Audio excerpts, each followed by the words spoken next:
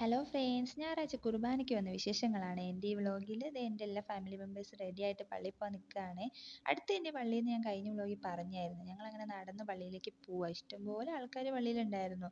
കാരണം അന്ന് മലയാളം കുർബാനയായിരുന്നേ, കേരളാസ് ആയിരുന്നു കൂടുതലും. ഞങ്ങളങ്ങനെ പള്ളിയിൽ കഴിഞ്ഞ് ഇങ്ങനെ നടന്ന് പോവുകയാണ്. ഇതെൻ്റെ അനിയൻകുട്ടനാണ്. ഇവൻ 5 വയസ്സായിട്ടുള്ളൂ. ഇവൻ വൈകി വന്ന വസന്തമെന്നും പറയാം. ഞങ്ങളങ്ങനെ നടന്നു പോയി വെഞ്ചരിച്ച വെള്ളവും വെളിച്ചെണ്ണയൊക്കെ വാങ്ങിയിട്ടുണ്ടായിരുന്നേ. പിന്നെ ഇങ്ങനെ ശനിയാഴ്ച കയറാത്ത പള്ളികളിലൊക്കെ കയറി പ്രാർത്ഥിച്ച് നേർച്ചയിടുകയായിരുന്നു. നല്ല വെയിലായിരുന്നു. പിന്നെ മാതാവിനെ പൂമാല ഇടുന്ന ഒരു നേർച്ച കൂടി ഉണ്ടായിരുന്നു. അതും ഞങ്ങളങ്ങനെ നടത്തി. പിന്നെ ഞങ്ങൾ ഉച്ചയായപ്പോൾ പോയി ബിരിയാണിയൊക്കെ കഴിച്ചു. അത്ര പോരായിരുന്നു, രസം ഉണ്ടായിരുന്നില്ല. പിന്നെ വൈകിട്ടായപ്പോഴത്തേനും ഓട്ടോ കയറി.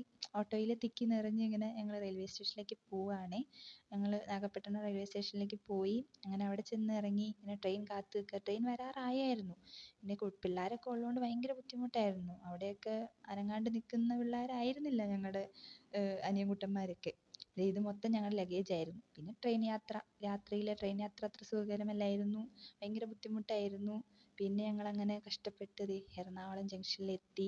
പിന്നെ ഞങ്ങൾ ട്രാവലർ കയറി വീട്ടിലേക്കുള്ള യാത്രയാണ്. എൻ്റെ ഇങ്ങനെ വേളാങ്കണ്ണി വിശേഷങ്ങളെല്ലാം ഇവിടെ അവസാനിക്കുകയാണ്. Bye bye.